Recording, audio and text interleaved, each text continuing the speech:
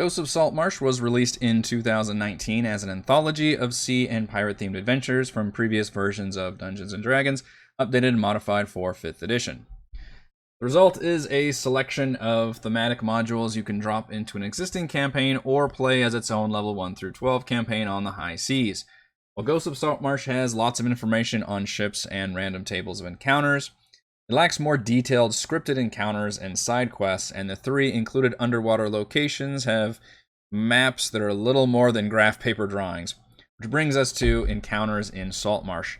Hey everyone, Eric Watson here, freelance writer, player of games, writer of words, recorder of videos, and tabletop role-playing aficionado. This video, we're going to look at Encounters in Saltmarsh, designed by Duncan, Christian Zeuch, and Kathleen Harington for Dungeons & Dragons 5th edition, out now on the DM's Guild.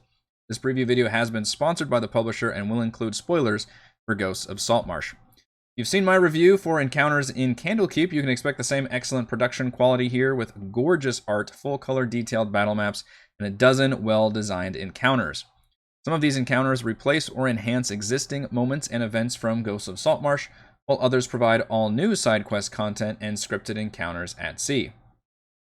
For example, in the 3rd Saltmarsh adventure and 2nd of the original Saltmarsh trilogy, Danger in Dunwater, the players are tasked with forging an alliance with a lizard folk tribe. It's a gigantic dungeon crawl full of lizard folk, yet it's meant to be a series of social encounters. Encounters in Saltmarsh adds the Black Scales and Nun encounter to spice things up, as the Queen demands the party take out a renegade Tharizdun worshipper called Scaleless. Unbeknownst to everyone, Scaleless is working with a young black dragon whom the party will also have to deal with, and whose defeat would greatly anger the lizard folk tribe. The Baron Master's plan enhances the climactic battle with the Sahuagin Baron at the end of the final enemy by adding a big environmental hazard in the form of flooding water rushing in from the bottom, as the Baron, riding his giant shark, triumphantly emerges for a final showdown. The Baron's dying words also tease the kraken the players will face in the last Saltmarsh adventure, the Styes, which adds some much-needed foreshadowing between those two modules. And one of the simplest yet no less effective enhancements is for the 4th adventure, Salvage Operations. The half-destroyed shipwreck dungeon crawl is largely the same, but with several important changes that better tie this seemingly random mission into the overarching narrative. The evil druid Krell fled the Isle of the Abbey, which is the 5th adventure, having been chased out by the Tharizdun worshippers and now hunted by Skothga the Aboleth, who, along with its enslaved juvenile kraken the players will then find later in the Styes, replaces the Elder Octopus attack that serves as this mission's climax. The players could even save Krell and ally with him for their excursion to the Isle of the Abbey.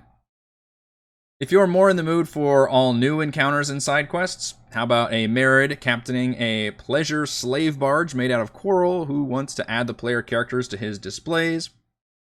Or a suspicious festival atop an oddly floating island which leads to a ritual sacrifice to the undead dragon turtle you find yourselves upon?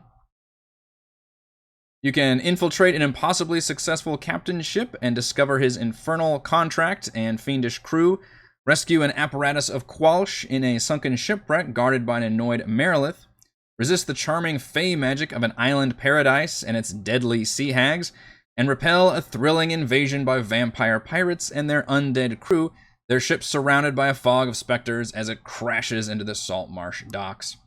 Now, each of these encounters includes the suggested encounter level range, the type, and a brief overview, including whether the encounter is designed to occur during a certain Saltmarsh adventure.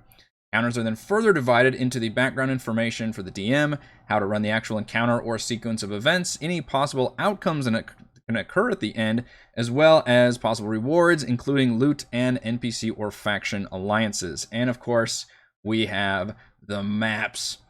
You all know I love me some good maps, and Encounters in Saltmarsh includes excellent full-color grid and gridless battle maps that are infinitely better than the graph paper maps found in the 5e campaign book. Since many of these encounters occur at sea, the included maps are more modular by design, including 9 different ocean maps. Some of the maps also replace those in Ghosts of Saltmarsh, such as Landgrave's Folly, the Skull Dunes, and the Temple of Tharizdun, for a total of over 20 new battle maps.